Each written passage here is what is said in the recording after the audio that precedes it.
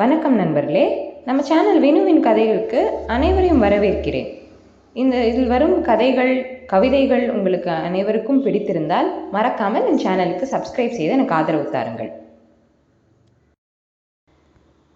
நண்பர்களே, நீங்கள் மிகவும் எதிர்பார்த்த என்னுயிர் நீயடா அந்த கதையோட 23வது பகுதிக்குள்ளே போகலாம் வாங்க. நிதிஷ், நிவேதா, வசுமா இருவரைத்தான் பார்த்தான். இருவரும் அமைதியாக நின்று கொண்டிருந்தனர். அதற்குள் அதி வீட்டுக்கு சென்று இங்கு நடக்கும் பிரச்சனையை சொல்ல சென்றார். மற்றவர் யாரும் வேண்டாம் என சொல்லி மாறன், மீனாட்சி, அஜய் மூவர் மட்டும் சென்றனர். நிதிஷ் மீண்டும் சாந்தாவின் அறைக்கு சென்று அவரை வெளியே வர சொல்லி கேட்டான். ஆனால் அவர் சொன்னதை தான் திருப்பி திருப்பி சொன்னார். பிரியா தான் அந்த புத்தகத்தை கிழித்ததாக கூறினார். அதை கேட்டு பிரியா மீண்டும் அழுது கொண்டே, மாமா, நிஜமா நான் எதுவும் பண்ணல மாமா, இவங்க பொய் சொல்றாங்க மாமா என்று கூறினாள். அவள் அழுவதை சாந்தா ரசித்து கொண்டே இருந்தார்.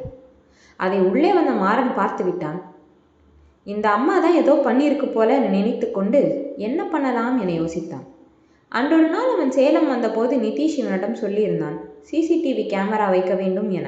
அதை பார்த்தால் தெரிந்துவிடும் என நினைத்து அதை நிதிஷிடம் கூறினான். அவனும் அதை பார்த்தால் தெரிந்துவிடும் என நினைத்து பிரியாவை லேப்டாப் எடுத்து வர சொன்னான். ஆனால் அவள் அவனை விட்டு நீங்கவே இல்லை. அவன் சட்டையை பிடித்து கொண்டு அவனுடனே நின்றாள். சாந்தா அதற்கும், நீ நீலி கண்ணீர் வடிச்சா நீ பண்ணது உண்மை இல்லைன்னு ஆகுமா? நான் பார்த்ததை சொன்னேன், அவ்வளோதான். எனக்குன்னு ஒரு வீடு இருந்தால் அங்கே கொண்டு போய் விட்டுருங்க. தேவையில்லாத விஷயத்துக்குள்ளெல்லாம் என்னை திட்டுறீங்க என்று சொல்லி கொண்டிருந்தார். நிதிஷ் அஜயிடம் போய் எடுத்து வர சொன்னான். அவனும் சரி என எடுத்து வந்து கொடுத்தான். நிதிஷ் 2-3 இடங்களில் கேமரா வைத்திருந்தான். ஹாலில், மாடியில் உள்ள ஹாலில், பிறகு கிச்சனுக்கு வெளியில். அதை பார்த்தபோது சாந்தா செய்தது அனைத்தும் அதில் இருந்தது. அவருக்கு தான் தெரியாதே கேமரா இருப்பது, அதனால் மறைந்தெல்லாம் செல்லவில்லை. அவர்தான் அது என தெளிவாக தெரிந்தது. அந்த வீடியோவை அனைவரும் தான் பார்த்தனர். அந்த வீடியோ பார்த்து நிவேதா எதுவும் சொல்லவில்லை. பிரியாவை ஒரு பார்வை பார்த்துவிட்டு அதின் வீட்டுக்கு சென்று விட்டாள். வசுமா நேராக சென்று சாந்தாவின் முன் நின்று, நீ திருந்துவன்னு நினச்சிட்டு இருந்தேன், ஆனால் நீ திருந்தவே மாட்டல்ல. பாவம், உன் கூட பிறந்த தங்கச்சின்னு உடம்பு சரியில்லைன்னு வீட்டுக்கு கூட்டிகிட்டு வந்து பார்த்தா நீ என்ன வேலை பார்த்துருக்க என்று கூறி நிதிஷிடம் திரும்பி, நிதிஷ், இனிமே இவ இந்த வீட்டுக்குள்ளேயே இருக்கக்கூடாது என்று கூறிவிட்டு உள்ளே செல்ல பார்த்தான். அம்மா, ஒரு நிமிஷம், இவங்க வெளியே போனாலும் பிரச்சனை பண்ண மாட்டாங்கன்னு என்ன நிச்சயம்? நில்லுங்க, இவங்களை என்ன பண்ணலான்னு பார்க்கலாம், அது வரைக்கும் இங்கே இருக்கட்டும் என்று கூறி அவரை ஒரு அறையில் தள்ளி பூட்டி வைத்து விட்டான். அவர், ஐயோ என்னடா பண்ற, வெளியே விடுறா என்ன என கத்திக்கொண்டிருந்தார். அவரை என்ன செய்வது என நிதிஷ் யோசித்து கொண்டிருந்தான். மாறன் அதிக மெசேஜ் செய்தான். அவன் வேலையில் இருக்கிறானா இல்லை ஃப்ரீயா என கேட்டான். அவன் ஃப்ரீ என மெசேஜ் செய்தான். உடனே மாறன் அவனிடம் இங்கு நடந்த பிரச்சனையை சொன்னான். அவன் கேட்டுக்கொண்டு, மாமா, நான் சூர்யாவை வர சொல்கிறேன், அவன்கிட்ட என்ன பண்ணுறதுன்னு சொல்கிறேன், அவன் பார்த்துப்பான், நான் வைக்கிறேன் என கூறி வைத்து விட்டான். பிரியா நிதிஷை விட்டு அகலவே இல்லை. அவனுடன் தான் இருந்தாள். வசுமா அவர் அறைக்கு சென்று விட்டார். சிறிது நேரத்தில் அரசு நிதிஷ் வீட்டுக்கு வெளியே நின்று மாறனுக்கு அழைத்தான். மாமா, நான் வந்துட்டேன், நீங்கள் எங்கே இருக்கீங்க என கேட்டான். நில்லு, வரேன் என்று சொல்லி நிதிஷிடம் சொல்லிவிட்டு அரசுவை அழைக்க மாறன் வெளியே சென்றான். அவனை உள்ளே அழைத்து வந்தான். நிதிஷ் அவனை வரவேற்று விட்டு உட்கார வைத்தான். பிரியா அழுது கொண்டே தூங்கியிருந்தாள். ஆனால் மீனாட்சி தான் அவனுக்கு தண்ணீர் எடுத்து வந்து கொடுத்தாள். மாறன் அவனிடம், டேய் அரசு, வீரா என்ன சொன்ன உன்கிட்ட, என்ன பண்ண போறீங்க என்று கேட்டான். அதற்கு அரசு, பொறுமை மாமா, சொல்கிறேன். நிதிஷ் உங்கள் அம்மாவை வர சொல்லிடுறீங்களா, அவங்கள வச்சே சொல்கிறேன் என்று கூறினான். வசுமா வந்தவுடன் தன்னை அவரிடம் அறிமுகப்படுத்தி கொண்டு ஆதி சொன்ன விஷயத்தை கூறினார். அதில் அனைவருக்கும் திருப்தி. அனைவரும் சரி என ஒத்துக்கொண்டனர். ஆதி சொன்னது சாந்தாவை மனநல பாதிக்கப்பட்டவர்கள் மருத்துவமனையில் சேர்ப்பதுதான். யாருக்கும் சந்தேகம் வராது. போலீஸ் சொன்னால் நம்புவர். அதுவும் ஒரு மாவட்டத்தின் எஸ்பி கூறினால் நம்பிதானே ஆக வேண்டும். எனவே அரசுவின் அப்பா எஸ்பி மணிகண்டனிடம் கூறி அவருக்கு தெரிந்த மனநல பாதிக்கப்பட்டவர்கள் மருத்துவமனையில் பேசச் சொன்னான். அவரும் பேசிவிட்டார். இன்னும் சிறிது நேரத்தில் அவர்கள் வந்துவிடுவார்கள் என கூறினான். அதற்குள் சாந்தா இருந்த அறையில் இருந்த பொருட்கள் உடையும் சத்தம் கேட்டது. ஆனால் அவரை கண்டுகொள்ளவே இல்லை. சிறிது நேரத்தில் மருத்துவமனையில் இருந்து வந்து இருந்தனர். மற்ற யாரையும் பேச வேண்டாம் என கூறிவிட்டு அரசுவே அவர்களிடம் பேசினான். பிறகு சாந்தா இருந்த அறையை திறந்து விட்டான். திறந்தவுடன் வெளியே பாய்ந்து கொண்டு வந்தார் நிதிஷை அடிக்க. அந்தோ பரிதாபம், அவரை மருத்துவமனை ஊழியர்கள் பிடித்து கொண்டனர். என்னை விடுங்கடா, யாருடா நீங்க என்று கத்திக்கொண்டிருந்தார். ஊழியர்கள் எந்த பதிலும் சொல்லாமல் அவரை வண்டியில் ஏற்றி கொண்டு சென்று விட்டனர். அரசும் விடைவிட்டு கொண்டு சென்று விட்டான். சாந்தாவை ஏற்றி கொண்டு சென்ற வண்டியின் பின்னே மருத்துவமனையில் சென்று சேர்த்துவிட்டு அங்கிருக்கும் ஃபார்மாலிட்டிஸ் முடித்து கொண்டு வருவதாக சொல்லி சென்று விட்டான். நீங்கள் கேட்கலாம், இப்படி ஹாஸ்பிட்டலில் சேர்த்து விட்டால் தண்டனையான்னு.